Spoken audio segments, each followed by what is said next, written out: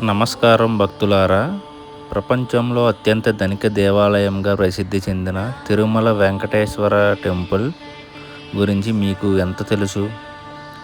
ప్రతిరోజు లక్షలాది మంది దర్శించుకునే శ్రీ వెంకటేశ్వర స్వామి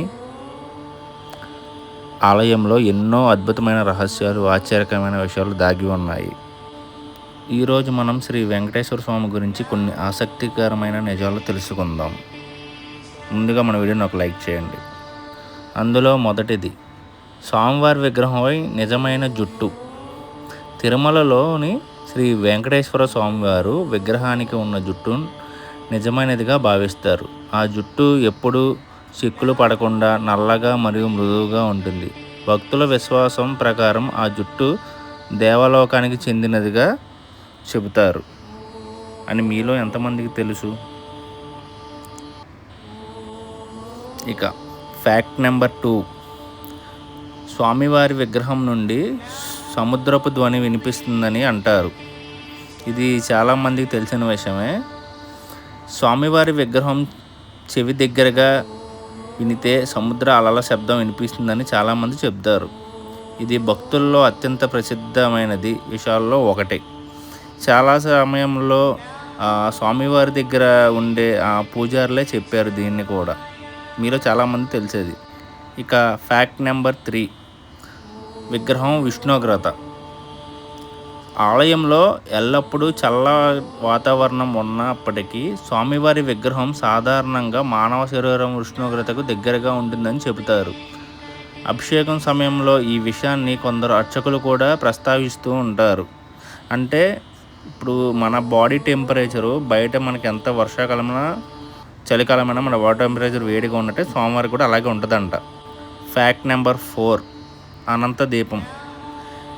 ఆలయంలో కొన్ని దీపాలు దశాబ్దాలుగా, శతాబ్దాలుగా వెలుగుతూనే ఉన్నాయని భక్తుల నమ్మకం. వాటిని మొదట ఎవరు వెలిగించారో ఇప్పటికీ తెలియదని చెబుతూనే ఉంటారు.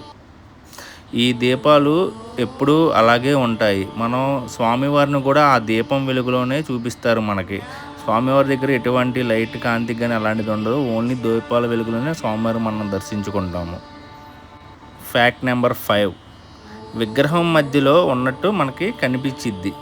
అంటే యాక్చువల్లీ మనం దర్శనానికి వెళ్ళినప్పుడు మనం ఎంత చివర ఉన్నా, ఎటు నుంచి చూసినా స్వామివారు మాత్రం గుడికి మధ్యలో ఉన్నట్టుగానే కనిపిస్తారు. కానీ స్వామివారి విగ్రహం గర్భగుడి మధ్యలో ఉన్నట్టు అనిపించిన కొంచెం దగ్గరగా పరిశీలిస్తే అది కుడివైపు ఉన్నట్టుగా తెలుస్తుంది. అది ఆలయ నిర్మాణంలో ఒక ప్రత్యేకతగా భావిస్తారు. పూర్వము దాన్ని అలా చేశారని. ఫ్యాక్ట్ నెంబర్ 6, తిరుమల కొండలో ఆదిశేషుడి రూపం.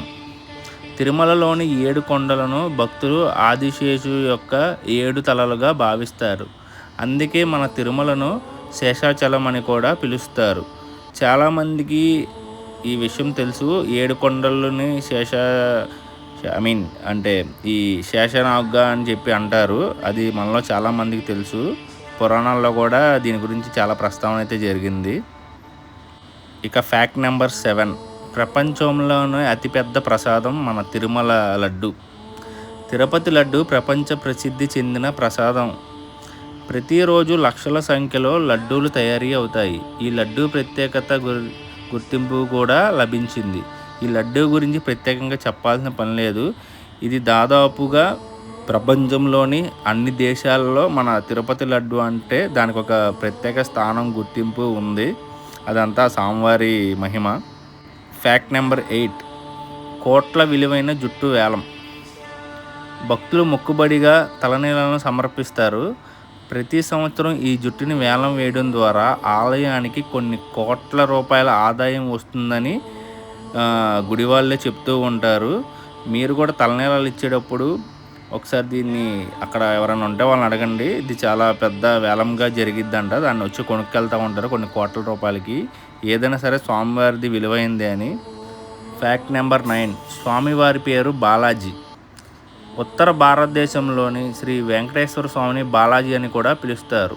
భారతదేశంలో నలుమూలల నుంచి వచ్చే భక్తులు తిరుపతికి వస్తూ ఉంటారు. ఆ తిరుమలలో వెంకటేశ్వర స్వామిని ఉత్తర భారతదేశం నుంచి వచ్చే వాళ్ళందరూ బాలాజీ అని అంటారని చెప్పి ఒక ప్రసిద్ధి. ఇది చాలామందికి తెలుసు. మనం కూడా కొన్నిసార్లు బాలాజీ అని కూడా పిలుస్తాము. ఆ నామంతో కూడా స్వామివారు పలుకుతారని చెప్పి. ఇక ఫైనల్గా ఫ్యాక్ట్ నెంబర్ 10. ప్రతిరోజు లక్షలాది భక్తులు స్వామివారిని దర్శించుకుంటారు. ప్రపంచంలోనే అత్యధికంగా దర్శించుకునే పుణ్యక్షేత్రాల్లో తిరుమల ఒకటి. ప్రతిరోజు వేల నుంచి లక్షల మంది వరకు భక్తులు స్వామివారిని దర్శించుకుంటారని చెప్పి ప్రసిద్ధి. ఇది ఇప్పటికే చాలా దేశాల్లో ఉన్న మాటే. ఇవే శ్రీ వెంకటేశ్వర స్వామి గురించి కొన్ని ఆసక్తికరమైన నిజాలు. ఈ వీడియో మీకు నచ్చినట్లయితే లైక్ చేయండి, షేర్ చేయండి. మరిన్ని ఇలాంటి వీడియోస్ కోసం మన ఛానల్ సబ్స్క్రైబ్ చేసుకోండి.